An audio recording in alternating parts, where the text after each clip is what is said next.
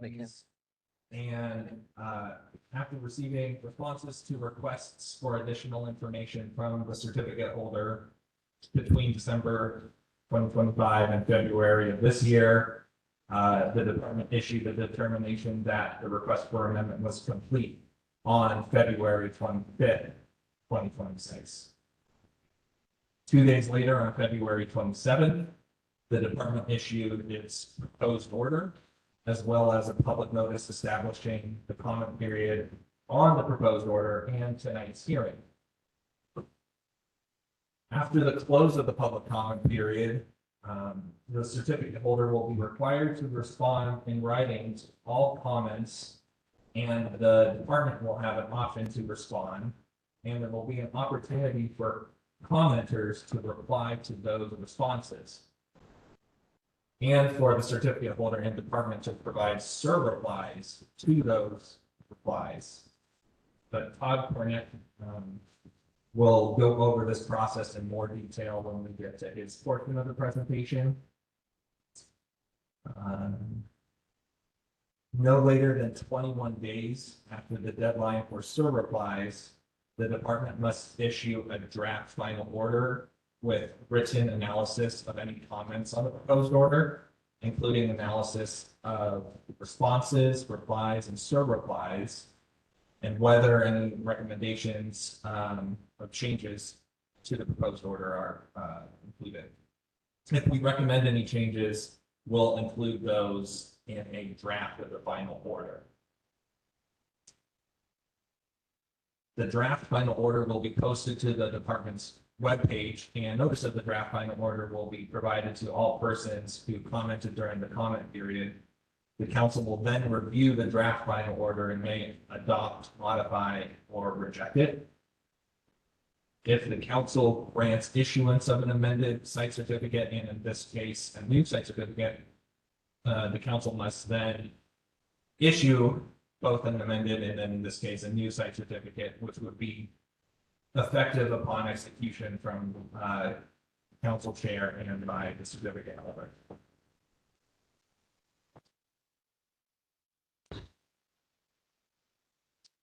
Okay. Because request for amendment 1 includes a request to split the facility into 2 site certificates, as well as a construction completion deadline extension, the proposed changes to the operating facility evaluated in the proposed order were limited to the administrative split and updated facility description. So the changes in factor law were not relevant and not evaluated for portions of the operational facility, but we reviewed the proposed order evaluated the standards against the proposed Wagon Trail Solar 2 facility. The standards shown on this slide were addressed in the proposed order, but the department did not recommend any new or different findings from what was previously evaluated, and recommended that the council find that the existing conditions sufficiently address the standards for the Wagon Trail 2 facility. I'm not going to go into any additional detail during this presentation on these standards, but I can do my best to address any questions should any come up from council and on the findings or conditions related to these standards. In the following slides, I'm going to briefly go over select issues for select standards presented and provided in the proposed order. For the general standard of review, the department recommends council amend 2 conditions, the following 2 conditions. The department recommends an amendment be made to general standard condition 2 to the extension of the construction completion deadline for the unbuilt portions of the approved facility, which would be the Wagon Trail Solar 2 facility, from November 22nd, 2025 to November 22nd, 2028. In addition, the department recommends an amendment be made to general standard condition 1 to reflect that the previously authorized phased construction of the facility was satisfied for the approved facility based on construction commencement in 2021. And so the department is recommending an amendment be made to that condition to remove ambiguity of construction commencement since it's already occurred. Moving on to the organizational expertise standard. Tonight, I wanted to highlight that the proposed Wagon Trail Solar 2 facility would have a new and a different certificate holder than the existing approved Weaver's Renewable Energy Facility 3. However, the parent company of both facilities would remain the same, and that parent company would be NextEra Energy Resources LLC. And NextEra Resources LLC included in their request for amendment, and after they affirmed that the new certificate holder for the Wagon Trail Solar 2 facility would have access to its resources and expertise to construct, operate, and maintain the Wagon Trail Solar 2 facility. Based on these new findings of fact, the department recommends that council amend organizational expertise condition 6 to require that incidents and potential site certificate violations not only be reported, but be reported with an evaluation of root cause of the issue and of any corrective actions that, depending on the severity of the issue and adequacy of the corrective action, council could then adjust the contingency applied to the decommission estimate in the event the issue is no longer, like the decommissioning estimate is no longer adequate for site restoration given the compliance issue itself. So that was one of our recommended amendments, was to that particular condition to include more extensive reporting requirements. Next. Moving on to the soil protection standard, we wanted to highlight that the department's recommended amendment to soil protection 1 would authorize the department to require changes to the erosion and sediment control plan. And it wouldn't be limited to the Oregon Department of Environmental Quality or certificate holder and their contractor if determined that plan needed to protect soils during construction. And these changes were also reflected in recommended soil protection condition 8. In addition to this amended condition, the department recommends an amendment be made to soil protection condition 3 to remove an erroneous reference to the Oregon Department of Environmental Quality's approval of a spill prevention, control, and countermeasures plan. DEQ does not approve spill prevention, control, and countermeasures plans. The condition continues to require, will continue to require that the certificate holder has a spill protection, control, and countermeasures plan in place, but removes the requirement that it be a DEQ approved plan.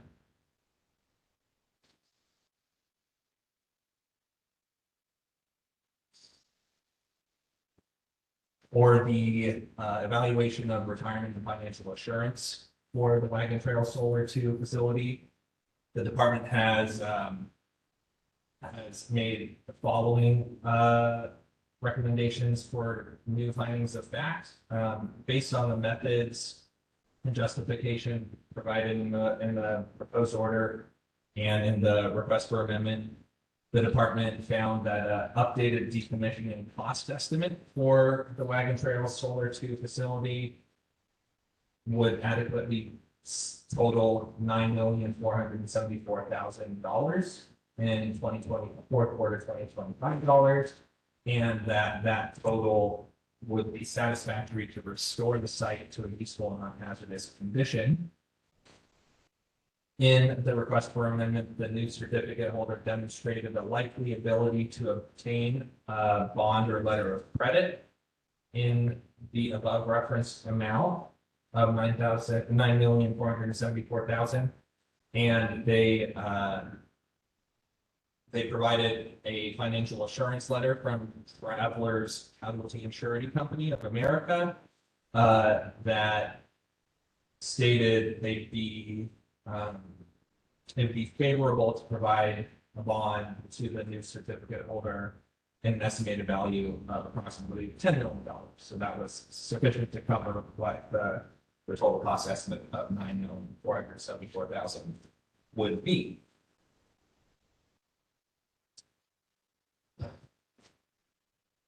For the Fish and Wildlife Habitat Standard Evaluation, the Wagon Trail Solar 2 facility would permanently impact 1.3 acres, less than 1/10 of an acre, and 54 acres of category 2, 3, and 4 habitat, respectively. To mitigate those impacts based on mitigation ratios for impacts to each of those respective habitat categories, the total mitigation area obligation for the facility would be 56 acres. As part of the amendment request, the certificate holder provided evidence that they have a conservation easement for 56 acres. And those were all part of our new findings of facts. In addition to the findings of facts, the department has recommended the deletion of Fish and Wildlife Condition 4 from the site certificate for Wagon Trail Solar. This condition includes short and long-term monitoring requirements for raptor nests and Washington brown squirrels. These requirements were originally imposed to address potential impacts of a wind facility, which is the origin story of this approved facility. But we found that they're not necessary to minimize potential impacts associated with the construction and operation of this solar facility.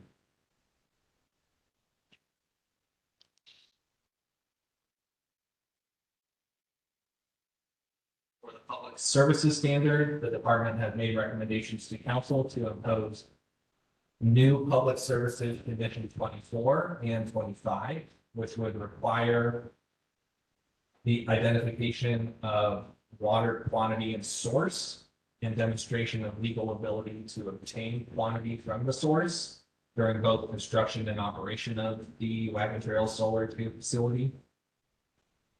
The department also recommending council delete previously imposed public services condition 5, which would require the certificate holder to report to Morrow County's waste shed representative recycling data collected by waste haulers.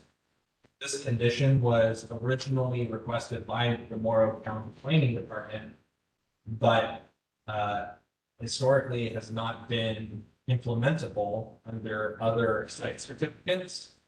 And I say that because the data hasn't easily been obtained and there's no one to report to. So we're recommending that condition be removed. The department also recommends council delete another public services condition, public services condition 9, which requires structure review by the Oregon Department of Aviation.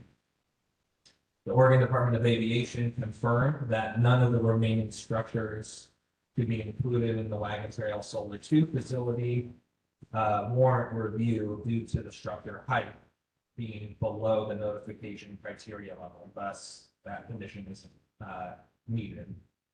Finally, the department recommends council amend and delete previously imposed public services conditions that contain duplicate requirements, which now are covered by the wildfire mitigation plans.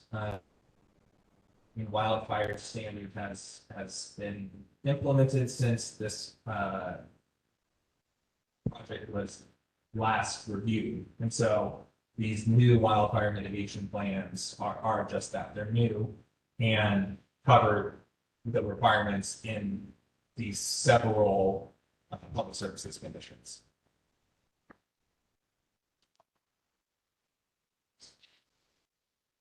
Moving on to the wildfire prevention and risk mitigation standard. I wanted to summarize some of the findings made in the proposed order, including a recommendation to impose 4 new conditions specific to this standard. The department recommends that wildfire prevention and risk mitigations 1 through 4 be imposed, which would require the finalization and implementation of both the construction and operational wildfire mitigation plan. The draft construction wildfire mitigation plan requires, among other measures, the monitoring of fire season conditions and red flag warnings, vegetation maintenance at a height of 10 to 12 inches or less, removal of vegetation buildup along fences, and on-site water sources and firefighting equipment during fire season. The draft operational wildfire mitigation plan requires similar vegetative maintenance and requires annual inspection and reporting.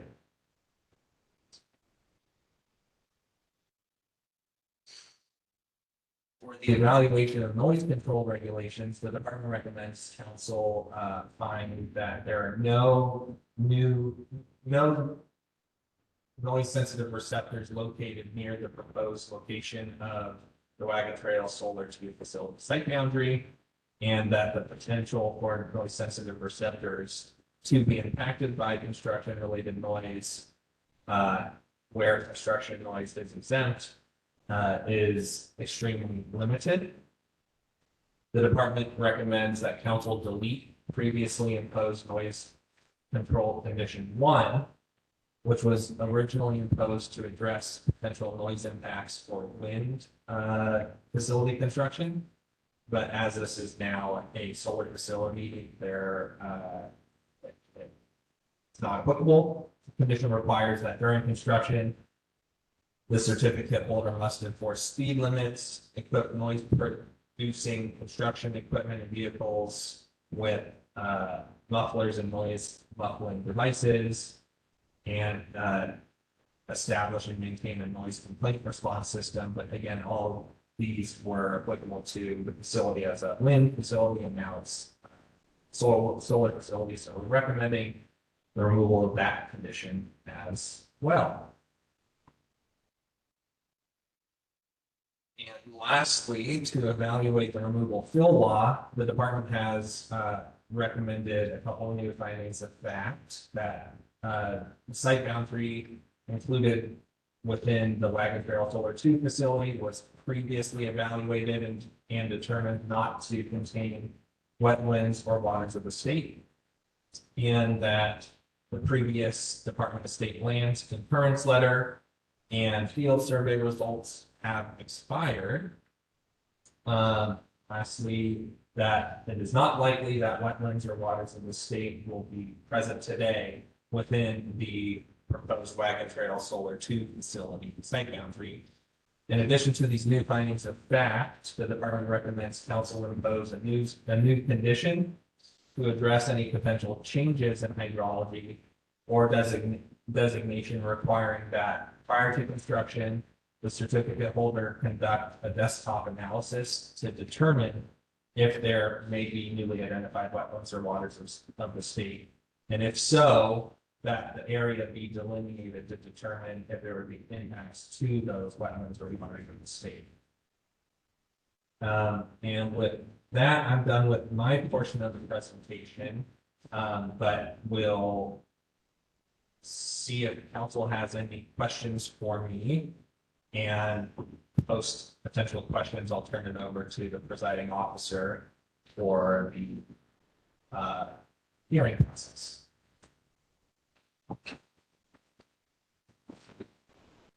So, council members, any questions at this point? Council Hart. We need a microphone. Oh, we need a. Sorry about the setup, it's new for us. Could be right.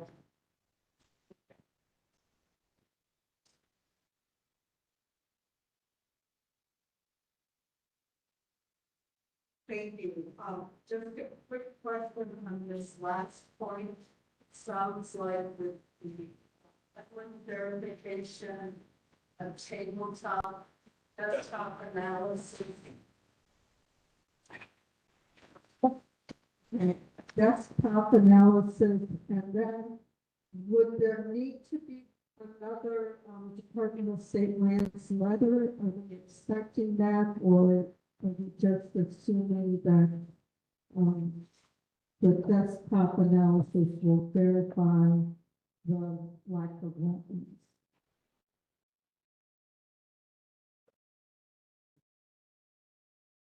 That's a great question. Thank you very much, Councilmember Byer. Well,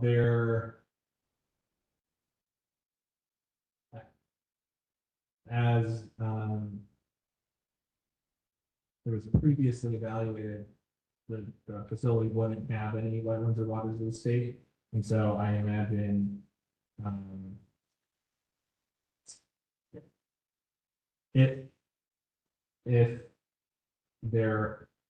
if it's determined that there are newly identified wetlands, then I think we would want to seek concurrence with BSL, yeah. With one other letter. The reason I asked, I think we had another project with an expired DSL certification, if that's the right term.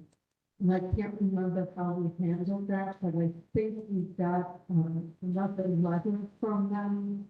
I think it was a project outside of Madras, and I can't remember the project name. So, and you don't need to answer this now, I just wanted to flag it.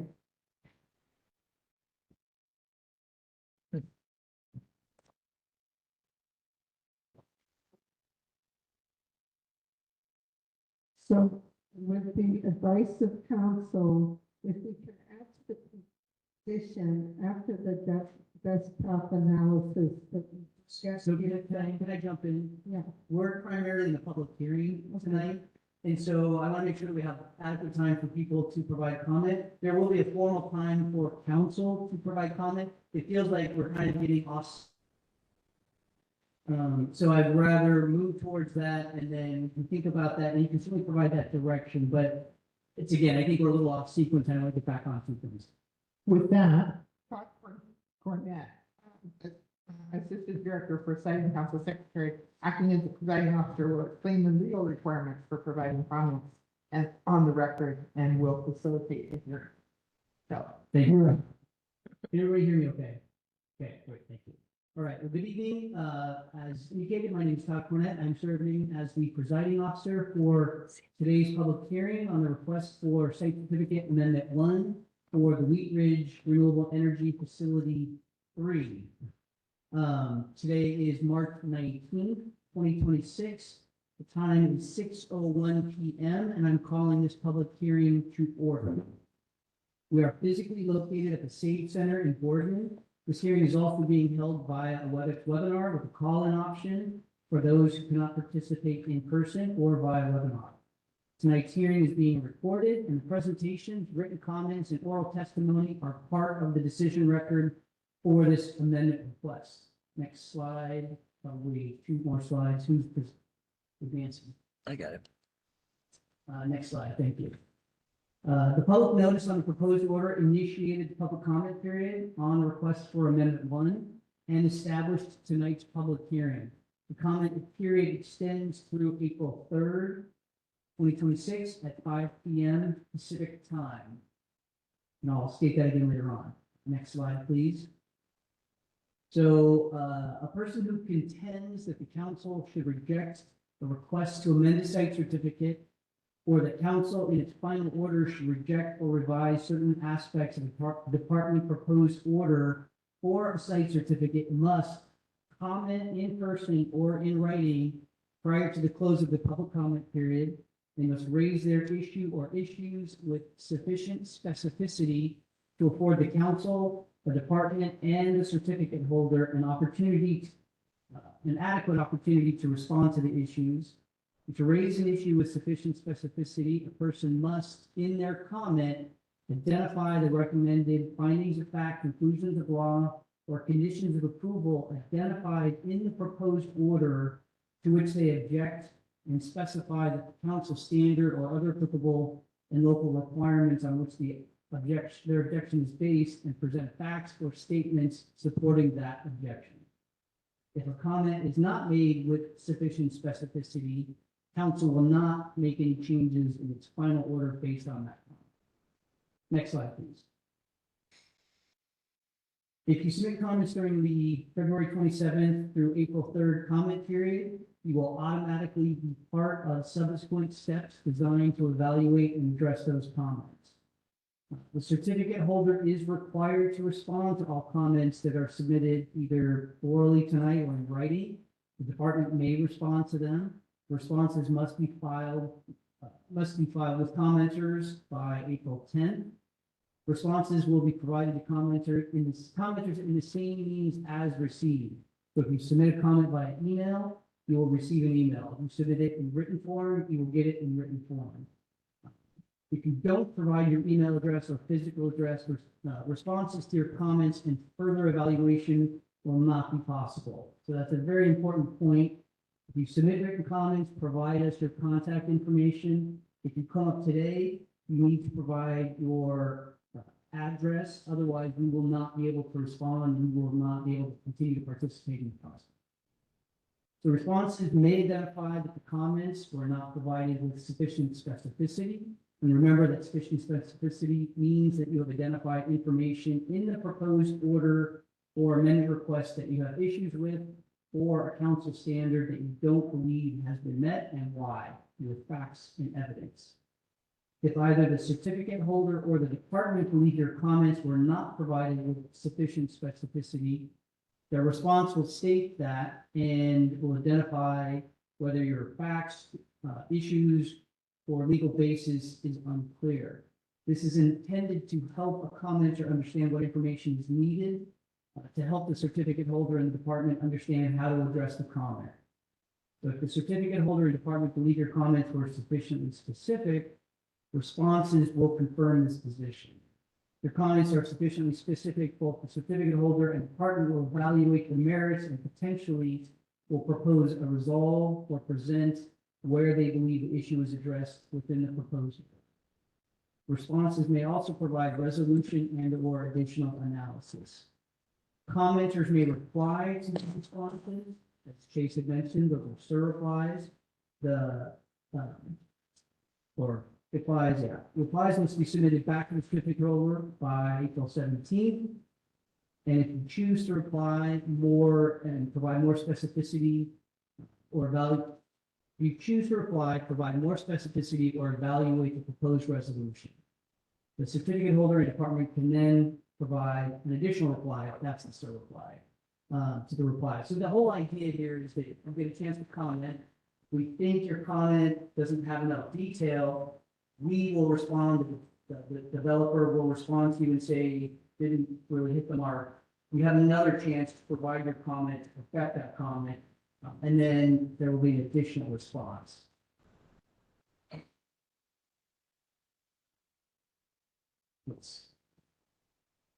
Next slide, please. So for those interested in commenting, there are several acceptable means. You can submit comments electronically through the department's comment portal.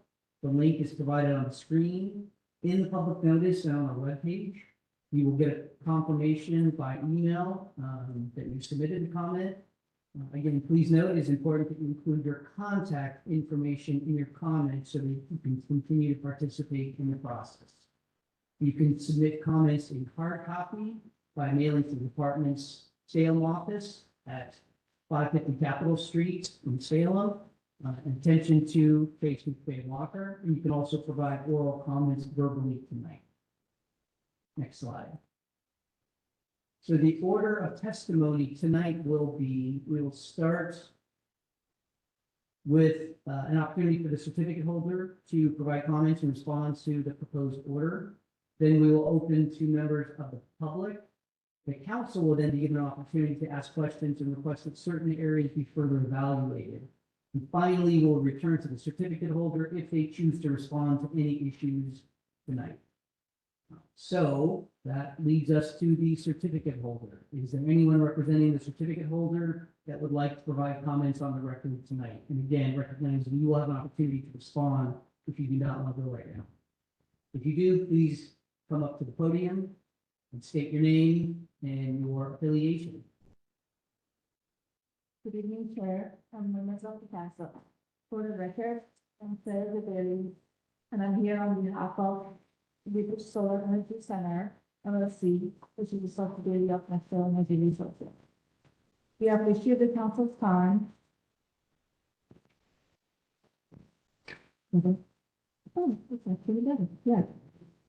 We appreciate the council's time, the department's effort on the proposed order, as well as the opportunity to participate in the public hearing. As you know, the request before you relates to Amendment 1, which is Renewable Energy Facility 3, and it has 2 main tenders. First is to receive the existing certificate for 2 main components, the 50 megawatt operating facility and the remaining approved, but on the 100 megawatt portion, this is the third time into the solar too. And the second piece is to extend the construction completion deadline for riding to the solar to the 3 years. We're happy to listen carefully to all the comments from council and public. We will review the comments and respond from it through the appropriate process. Thank you so much for your time and attention. Thank you very much.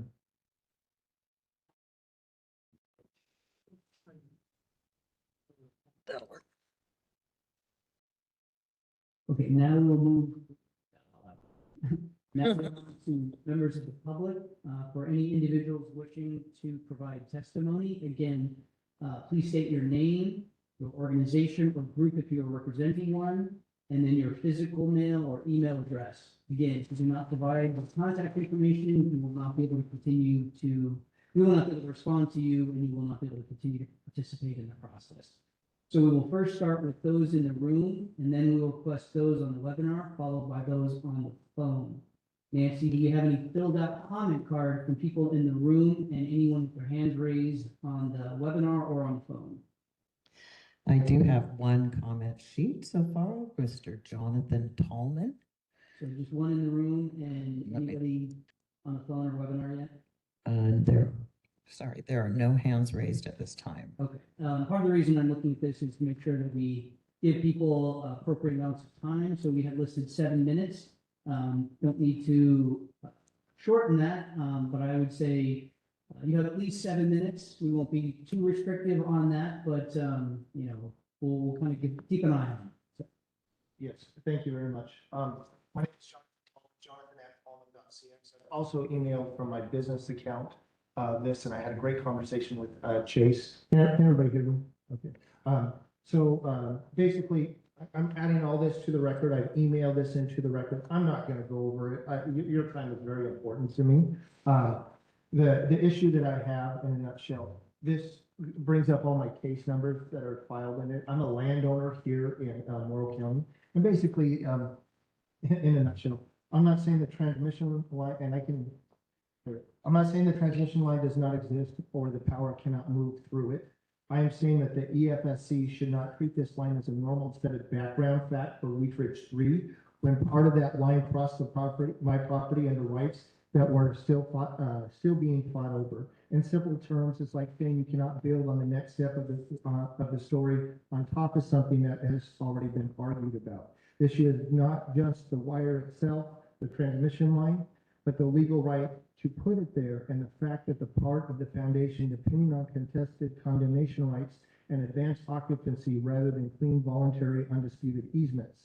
So before EFS uses that line as part of a baseline for other approvals, the record should plainly say that the line may exist, but the property rights underneath part of it were not cleanly settled and still under dispute. Okay,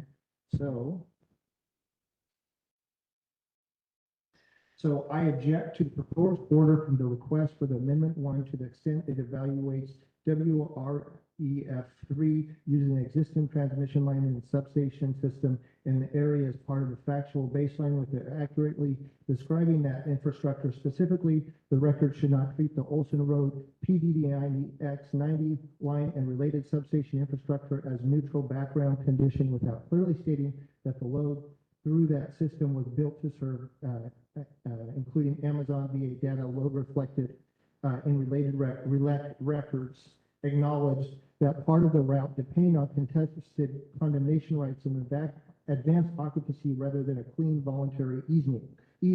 I raise the objection under the proposed orders transmission line and the land use findings because EFSC should not apply those standards as incomplete or misleading infrastructure baseline. It's very complicated, it's very layered, but I promise you I have all the facts. And I asked for all the documents, all the case numbers, all the appeals numbers, which are in here, all the written depositions be attached to the record so that you guys can look over it and see how it backs up my claim. Thank you very much. I appreciate you guys' time today. Have you submitted that to us in a digital form? Yes, I did. Excellent. Yeah. Thank you. And I want to also do it here too, That's- because I will tell you on my other past cases, what I say in the minutes just says Jonathan Tallman spoke. And I want all this to be verbatim for what I speak because it needs to be written and documented. It's in land use, it's getting to be a real problem and it needs to be shown at EFSC. And I'm trying to show it on my other case on the route that's going through my property, on that aspect of it. And it needs to be really addressed and really documented that's just spread out improper. So thank you. Thank you for listening. Thank you very much. Nancy, is anybody else in the room? Anybody? I have no other comment sheets. Is there anyone in the room that had one filled out or is ready to make a comment in the room? Okay, seeing none, let me check online. Yeah, please go to webinar on the phone.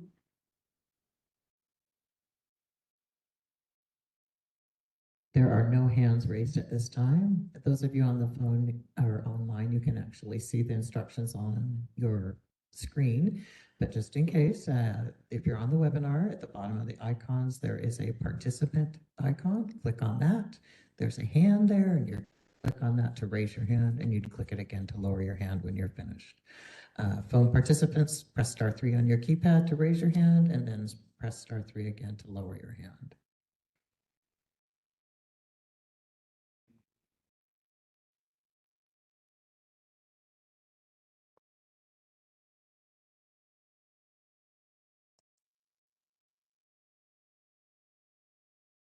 Okay, last call for any hands being raised for comments online.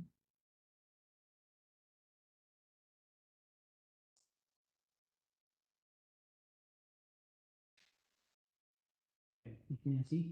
Now we move to council members.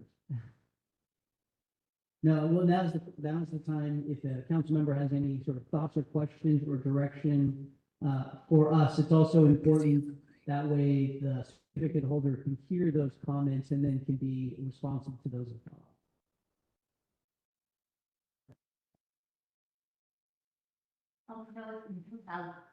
Sorry. Council members, we do have microphones. There's one back Council, do you have one there? there. No comment? I do have a question, and it relates to, Jason, I had a conversation. Can we go back through the slides, and it's with respect to an incident and how it's reported? And I am concerned that there's no, so we want to know about the incident, how it's gonna be responded to. And I would love to see a time frame for a response. So. This is it. No. It's, yeah, Trying to find it, sorry. It's Go got to organizational expertise. Yeah. One more. this one, okay. That's 6. yes. Okay, sorry, and I couldn't read it from where I was sitting, so, and we can't move it up, but, there's no time frame to, when that will be, estimated time frame for correction. And I think that would be appropriate.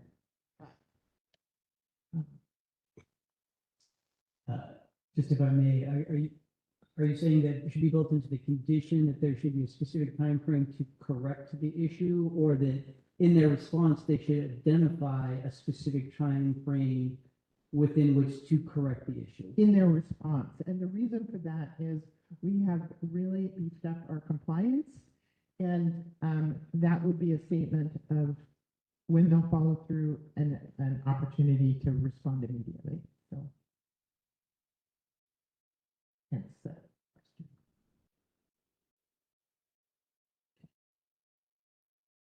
question. And we have another question from Councilor Meyer.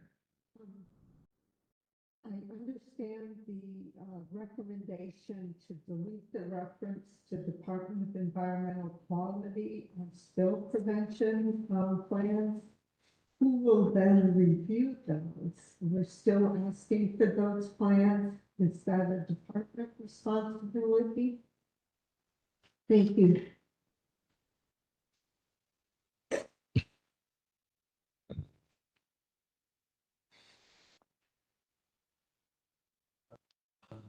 Nancy, if you want to go to soil protection, oh, okay.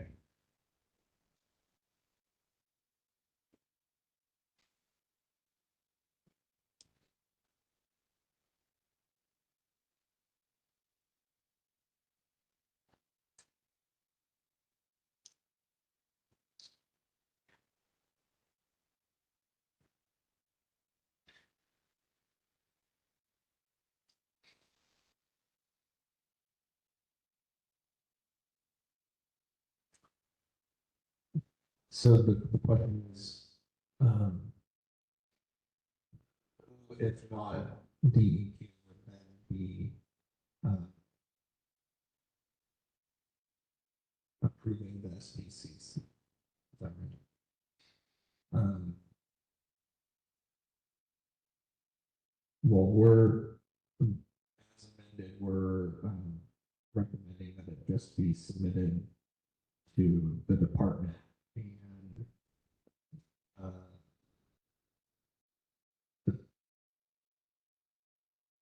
and that's because DEQ doesn't approve them, so it's that requirement isn't necessary. So I think right now we already are reviewing and finalizing it. That's PCC.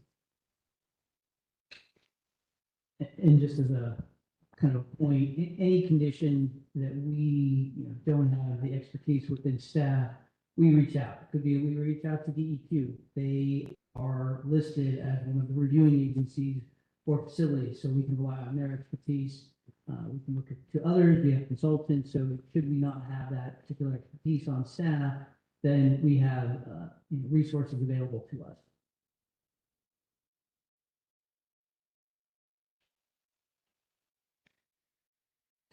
Any further questions from council?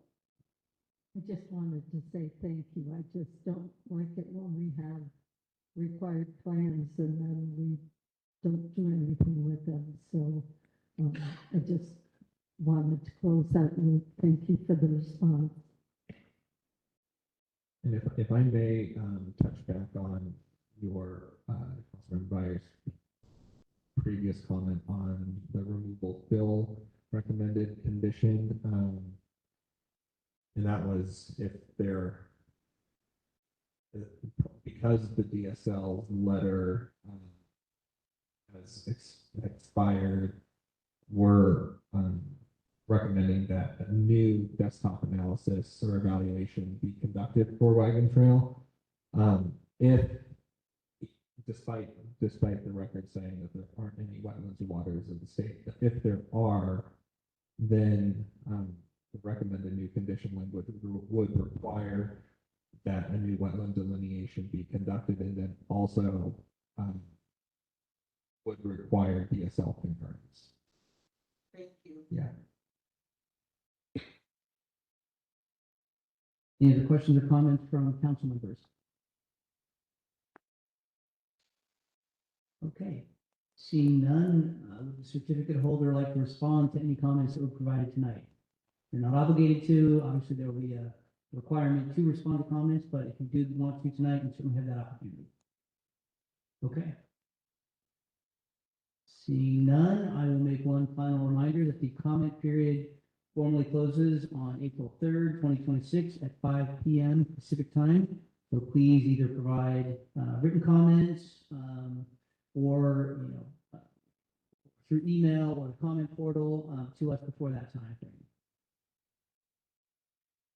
Okay, so it is now 6:23 p.m. on March 19th, 2026, and the public hearing portion of the comment period on the proposed order for request for Amendment 1 of the Wheat Ridge Renewable Energy Facility 3 site certificate is concluded.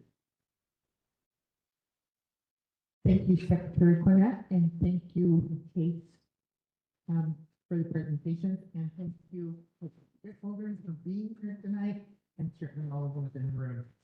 And next on our agenda is an item that was set for a public hearing, the Wellspring Solar Facility Notice of Intent. And I'm sorry, it's a public information meeting, and there's been a change in that. And Christopher Clark, Senior Siting Analyst and representatives of the Wellspring Solar Facility are here to provide us with this information. He's come. So where do we want? I think Chris is coming up here. We want Chris. Up to you, Chris.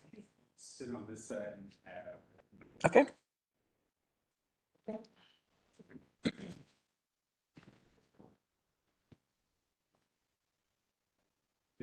Yeah.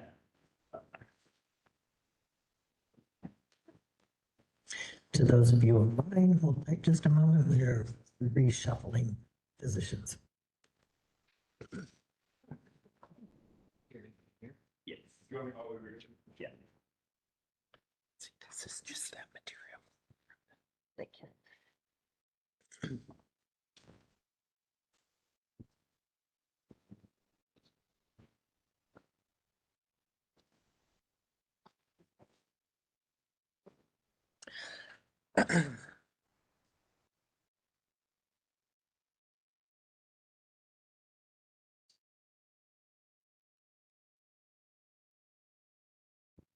Great. Hi, everyone. Thank you, Chair Condon, council members. For the record, my name is Chris Clark. I'm a senior siting analyst with the department. I guess, Nancy, if you could advance to the next slide. I do, before we get started, as Chair Condon alluded to, just want to make sure everybody in the room is aware that this morning we received a letter from the applicant, Wellspring Solar LLC, that they are withdrawing from the FSEC process and moving to a county review in the future. So tonight we're going to give the applicant team a quick opportunity to give an overview of the project and their potential timeline and who they are. But I'm actually just going to skip over my review of the Oregon Energy Facility Siting Program and process, since that won't be happening as part of this process, and we'll just move straight into an opportunity for anybody here to ask questions of the applicant team. You can still ask questions of me about the state siting process, but any questions about the county level process will need to be directed directly to the county folks. So with that, I guess we'll just turn it over to. Thank you, Mr. Gordon and Chair Condon, fellow council members. Can you hear me all right? Good, thank you. My name is Matt Hutchinson. I'm a senior manager with Eminent Energy and representing the applicant today, Wellspring Solar LLC. And as Chris alluded to, the governor signed new legislation that gives certain projects that qualify the opportunity to use the state or the county process. As of today, we've elected to pivot to the county process. But because this meeting is already scheduled, we want to use this opportunity to briefly review our project. We welcome any public feedback from today. It'd be helpful for our overall project review. So I think we'll just have a very short slide deck here to kind of outline that. And so first we'll talk about ourselves as the applicant, our general project location of what we're proposing, the pathway of moving and schedule to the county, and then also just kind of summarize all the work that we've already done leading up to this point in terms of due diligence for surveying, permitting review, and stakeholder outreach. Okay. So a little bit about Emanate as a company. So Emanate operates in over 20 states, and we have a pipeline of over operating of over 4 gigawatts of projects. We own mini projects, over 870 projects. About 2/3 of those are rooftop projects on like targets and things like that, and another third are very large utility scale projects, like the ones we're talking about today. So we have a strong presence in operating solar and storage projects across the US. Okay, next slide, please. So this is a kind of photo of from the NOI, where our project is located in Morrow County, near the Boardman Bombing Range, south of 3 Mile Canyon Farms, and south of the conservation area associated with 3 Mile Canyon Farms. It is nearly 6,000 acre project area of private land, and we are building a new power line connecting our solar area around the conservation area to a newly constructed substation called Apex that's under construction by Pacific Core. So our project is designed to connect to the Pacific Core system and serve load in the Boardman area. And many of you probably heard there's lots of data center growth in this area, so there's a tremendous need for new generation resources. So that's why we're drawn to this area. And also many people are aware that this area has enhanced tax credits because it's located near the retired Boardman coal plant. So a lot of development happening in our town. Let's see. Oh, so we're also looking at the project, as I mentioned before, it's a 750 megawatt project in our control, but we're considering building that in phases over time, with the first phase likely around 500 megawatts. Okay. So a lot of this is cut off, but this is kind of just an outline of the events that kind of led up today of us withdrawal. So we originally filed our NOI in December. It was accepted by the department in January. There was public notice sent out of NOI in February. And then in March, House Bill 4031, which is the new legislation that gives us the option to use the county process, was signed into law. And then we're here today on March 18th to have this meeting and to withdraw our application. And then from this point forward, we would look to submit our application after the new legislation becomes effective in June 5th, and then move through the county process as their process allows, with hoping to secure permits by the end of this year. And then we'll quickly move into construction. The part, and just can you go back? So another thing to just mention about the importance of the law, or the purpose of the law, was that there's, as many people have heard, the federal tax credits are expiring. And so the purpose of the law was to allow projects to quickly move through permitting into construction to secure those tax credits before they expire. So there's probably a small batch of projects that this law doesn't apply to in our well. Okay. This is a summary of the work we've done to date. So today we had a site visit with Morrow County and other state representatives and stakeholders. We had about 30 people on site to kind of review the project and talk about issues from the Oregon Trail to wildlife to land use and loss of wheat. So it was very helpful information for all of us in the team, project team, moving forward to work through our issues. So we've had, as part of the NOI process, we've engaged all those agencies in the initial filing. So those discussions will continue through the permitting process, and our outreach through all the key stakeholders will also continue through the permitting process. So for us, it's not a pivot in strategy of community outreach and stakeholder involvement. It's just a change in menu. Okay. Again, this is just a zoom in of the project that I talked about, so we can see the kind of yellow representing where solar would be, and our Gentie or power line that would go from the solar area around the conservation area to the new substation on 3 Mile Canyon, or near the Cardi generation station. And then this is a list of the surveys that we've either completed or have underway. As we were gearing up for the NOI process, we got quite a bit of work, so we're ready to quickly pivot to the county process. That was all I wanted to talk about today. Happy to answer questions. I'm also joined by our inmates permitting manager, Sarah.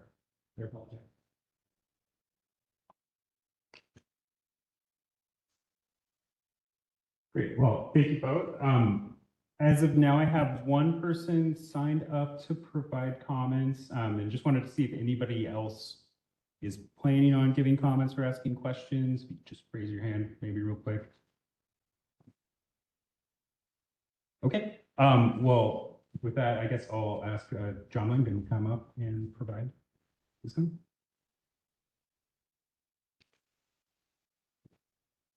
Thank you, Mr. Clark. For the record, my name is John Langdon. I am a fourth generation Oregon farmer. My email is john@oregon.ag. And I was fortunate enough to be on the site tour today, and unnamed local officials said it was the most transparent presentation on a solar project in this area that they'd seen today.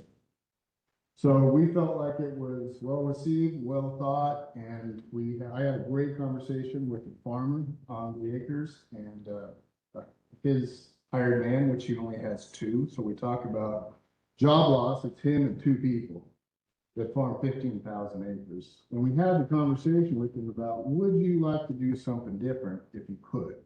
And he said he was more interested in retiring.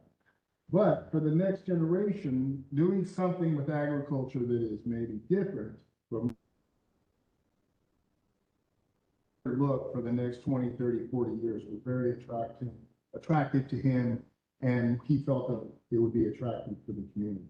So we think, well, my mission with Solar Saves Farms is to look at the ag use and the ag mitigation plans with the farmer being at the table in the conversations early. Lemonade has done a great job with us personally of inviting us to the conversation on what they don't know and what they would like to learn. And I feel like that's a huge step in the right direction. And I think there's previous projects that we have examples where that wasn't in the forefront. And I think from the community, it starts with the landowners and the farmers. And I think we're headed in a positive direction. And I think the council has seen more and more of that conversation and example. And I think things in this community are headed in the right direction, including this building. So anyway, that's all I have. Any questions for me from council members? Thank you for your time. Thank you, Mr. Langdon. Anybody else in the room before I turn it over to Nancy to call people on the phone?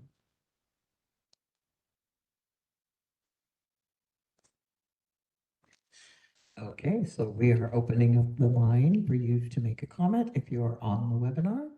Again, like I previously said, you're going to click on the participant window at the bottom of your screen. There's a hand. You're going to click that and that will raise your hand. You'll click it again to lower it. *3 on your telephone keypad if you're on the phone, and *3 again to lower your hand.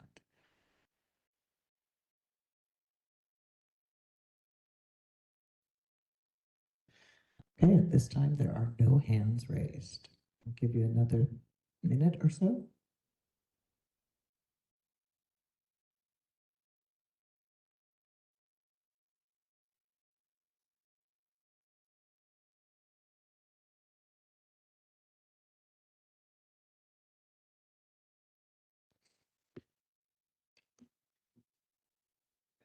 Okay, with that, I guess we will conclude the informational meeting. Thanks to everybody for coming out tonight. And Chair Conlon.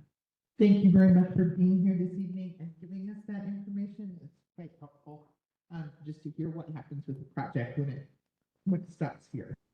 Thank you, Mr. Clark, for taking the stage. And thank you all for now 6:37 p.m. The March 19th through 20th, 2026 meeting of the Energy Facility Siting Council is now recessed until tomorrow morning at 9 a.m. Once again, out on the table tomorrow's meeting as well. Feel free to take that and come back tomorrow. Thank you.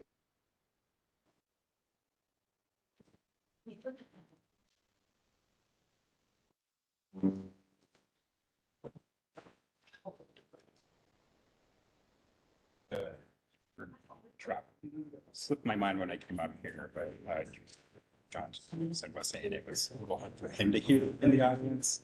So I Oh. think tomorrow we. Yeah, and I was turning it up a bit. Oh, you did? I turned Okay. it up multiple Okay. times, yeah. Yeah, Certain maybe you- people, When I came in, I be clear with that. Yeah. but- but some people don't.